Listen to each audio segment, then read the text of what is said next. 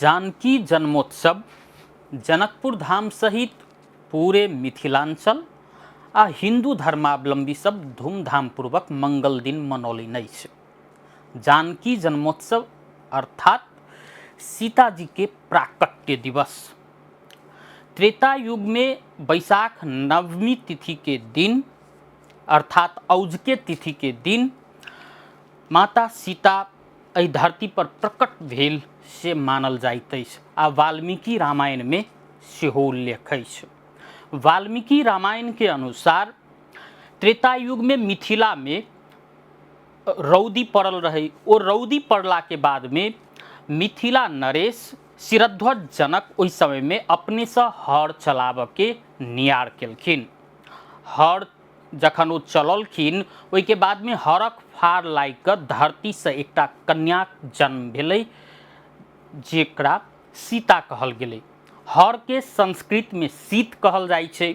वह अपभ्रंश भऽ कऽ जानकी के नाम सीता पड़ल वाल्मीकि रामायण सहित के धार्मिक ग्रंथ सब में उल्लेख अछि। माता सीता के जनक जी के पुत्री भेला के कारण जानकी जनक जी शिरध्वज जनक के विदेह सेहो कहल जाइत छलै। तैं हुनका वैदेही आ भूमि से जन्म लेला के कारण हुनकर नाम भूमिजा सेहो पड़लै। जानकी जी के विषय में तो चर्चा केलहुँ। आइ विभिन्न कार्यक्रम सब कऽ कऽ जेना जानकी मंदिर में विशेष आरती भेलैए, पूजा आराधना भेलैए, दुधमती नदी में शाही स्नान भेलै, संगे विभिन्न कीर्तन सब सेहो कयल गेलै। मुदा आइ चर्चा करब जे माता सीता से की शिक्षा लऽ सकै छी आजुक समय में। माता सीता अपना जीवन में बहुतो कष्ट सहलखिन।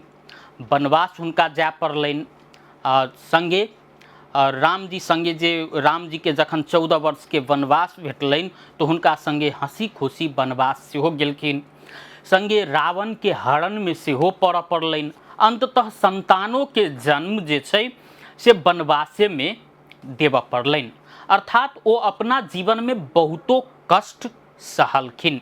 मुदा ओतेक विपरीत परिस्थिति कठिन अवस्था अबितो धैर्य आ सहनशीलता ओ अपना में डगमगा नहीं देलखिन। अर्थात माता सीता से धैर्य आ सहनशीलता हम अहाँ सीख सकै छी। सबसे बड़का बात जे नारी के आत्मसम्मान सीता जी से सीख सकै छी। जखन रावण हुनका हरि कऽ सोना के लंका में लऽ गेलनि तऽ हुनका विभिन्न किस्म के डर धाक धमकी तऽ पहिने देखाओल गेलै जे रावण हुनका अपन पत्नी बनाबऽ चाहथिन, अपन रानी बनबऽ चाहथिन। मुदा ओ जे ओहि के बाद में डर धमकी के बादो में जखन सीता जी तैयार नहीं भेलखिन तऽ हुनका एकटा प्रलोभन सेहो देखाओल गेलै। किया तऽ सोना के लंका, सोना से बनल लंका सुख समृद्धि के मामला में ओहि समय में तत्कालीन समय में एकदम समृद्ध साम्राज्य रहे आ ओहि साम्राज्य के राजा रहैत रावण। मुदा हुनकर प्रलोभन में सेहो माता सीता नहीं पड़लखिन। ओतऽ ओ नारी के यदि चाहतै तऽ अपन आत्मसम्मान के रक्षा अपने कऽ सकैया से माता सीता के जीवन से हम अहाँ सीख सकै छी। नारी प्रति के आत्मसम्मान जे छै से नारी स्वयं अपने रक्षा करऽ लेल सक्षम छै से शिक्षा दै छै। संबंध में निष्ठा केना कऽ राखक चाही से सीताजी से सीख सकै छी। जखन भगवान राम के वनवास भेटलनि तऽ सीताजी हंसी खुशी हुनका संगे मात्र वनवास नहीं गेलखिन, हुनका कठिन परिस्थिति में हंसी खुशी साथ सेहो देलखिन।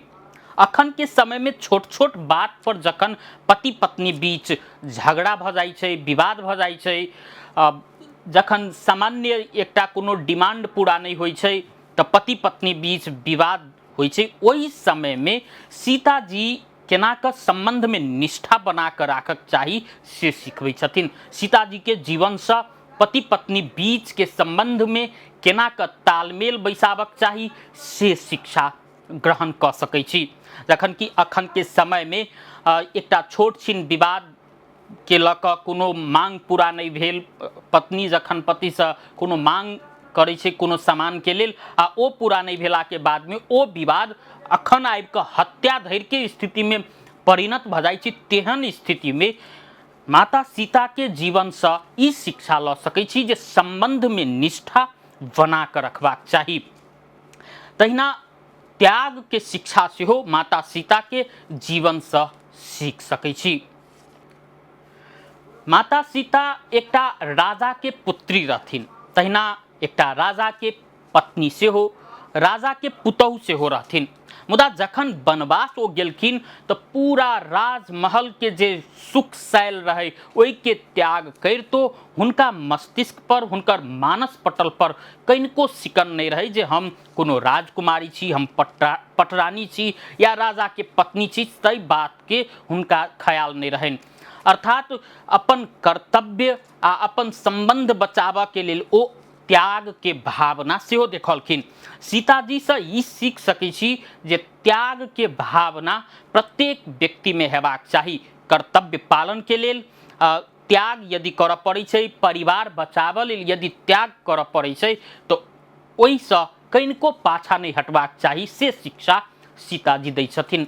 सबसे बड़का बात जे आदर्श मातृत्व के शिक्षा माता सीता के जीवन से सीख सकै छी। जखन सीताजी पर वनवास से घुरला के बाद में अयोध्या में हुनका ऊपर शंका कयल गेलै तो ओ फेर से वनवासे हुनका जाय पड़लनि। वनवासे में रह के क्रम में ओ लव कुश नाम के जौआ धिया पुता के जन्म देलखिन। माता सीता लव कुश के जन्म मात्रे नहीं देलखिन, एकटा नीक शिक्षा, नीक संस्कार तो देबे केलखिन, संगे वीर पुरुष सेहो बनलखिन। अर्थात एकल माय रहियो क, असगर रहियो क केना क संतान के शिक्षा द सकै छी, संस्कारी बना सकै छी, से शिक्षा माता सीता के जीवन से हम अहाँ सीख सकै छी। अखन के समय में माता सीता के जीवन से ई सीख सकै छी जे केना क संतान के शिक्षित कयल जाय, किया तो कोनो भी व्यक्तित्व निर्माण में माय के देल शिक्षा महत्वपूर्ण भूमिका निर्वाह करै छै। अर्थात समाज निर्माण में सेहो माय के देल शिक्षा महत्वपूर्ण भूमिका निर्वाह करै छै। ई किछ शिक्षा सब छलै जे माता सीता के जीवन से हम अहाँ सब क्यों ई शिक्षा सब ग्रहण कर सकै छी। अंत में माता सीता के प्राकट्य दिवस जानकी नवमी के अवसर में अपने सब गोटे के शुभकामना।